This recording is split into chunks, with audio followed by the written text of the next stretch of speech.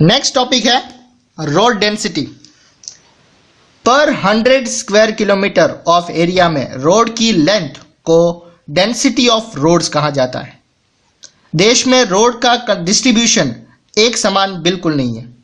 इनकी डेंसिटी जम्मू कश्मीर में 12.14 किलोमीटर पर 100 स्क्वायर किलोमीटर से केरल में 532.27 किलोमीटर पर 100 स्क्वायर किलोमीटर तक है। 31 मार्च 2011 तक के ये आंकड़े हैं, जबकि साल 31 मार्च 2011 के अनुसार रोड की नेशनल एवरेज डेंसिटी 142.68 किलोमीटर पर 100 स्क्वायर किलोमीटर थी। भारत में रोड ट्रांसपोर्टेशन कई प्रॉब्लम से जूझ रहा है। ट्रैफिक और पैसेंजर्स की संख्या को देखते हुए रोड नेटवर्क इनएडुकेट यानी कि अपर्याप्त है। लगभग आधे रोड्स अनमेटल्ड हैं और रेनी सीजन के दौरान उपयोग लिमिटेड हो जाता है। नेशनल हाईवे भी अपर्याप्त हैं। इसके साथ ही सिटीज में भी रोड बहुत ही तंग और भीड़ भरे हैं और उन पर बने पुल और कल्वर्ट्स यानी कि पुलिया पुराने और तंग यानी कि नैरो है। हाउएवर, इन रिसेंट ईयर्स देश के विभिन्न भागों में रोड नेटवर्क का तेजी से विकास हुआ है। नेक्स्ट टॉपिक देखते हैं रेलवेज। इंडिया में रेलवेज यानी कि रेल ट्रांसपोर्ट फ्री यानी कि वस्तुओं और पैसेंजर के ट्रांसपोर्टेशन का प्रिंसिपल मोड है यानी कि प्रमुख साधन है। रेलवेज कई सारे कामों में सहायक है, जैसे कि बिजनेस, साइट सीइंग, पिलग्रिमेज यानी कि तीर्थ यात्राएं और लंबी दूरी तक सामान का ट्रांसपोर्टेशन।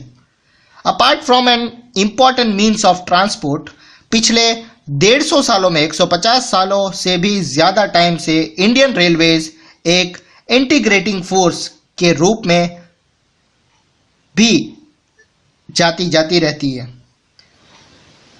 इंडियन रेलवेज देश की economic life, industry and agriculture के फास्ट डेवलपमेंट के लिए रिस्पॉन्सिबल है।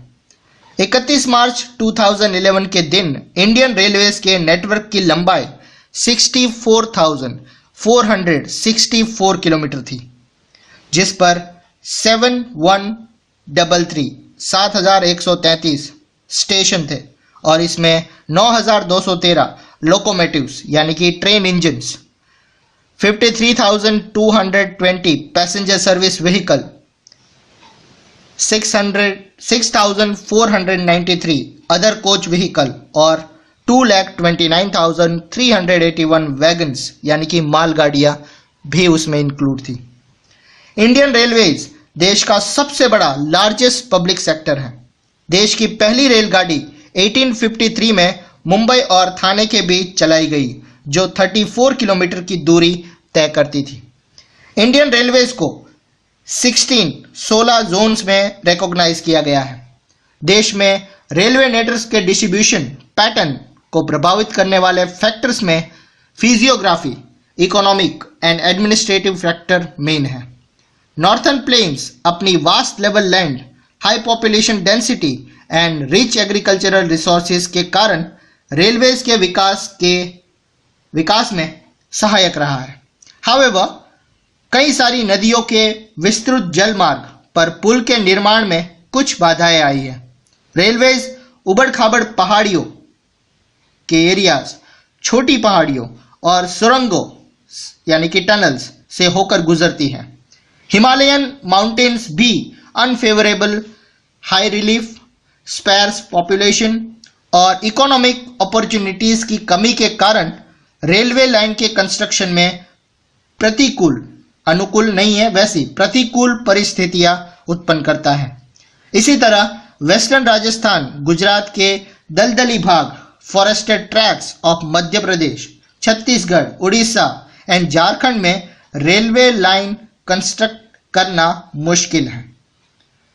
कॉन्टिग्यूस यानी कि कनेक्टेड स्ट्रेच ऑफ सह्याद्री को भी घाट या गैप्स के द्वारा ही पार करना पॉसिबल है।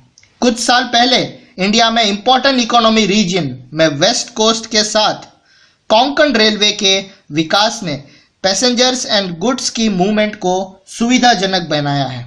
ऑल्दो यहाँ असंख्य समस्याएं भी है, प्रॉब्लम्स है वहाँ पर, जैसे लैंडस्लाइड्स और किसी किसी भाग में रेलवे ट्रैक का धंस जाना, ऐसी बहुत सारी प्रॉब्लम वहाँ पर है। आज नेशनल इकोनॉमी में ट्रांसपोर्ट के दूसरे सभी मीन्स की कंपैरिजन में रेलवेज इंपॉर्टेंट हो गया है।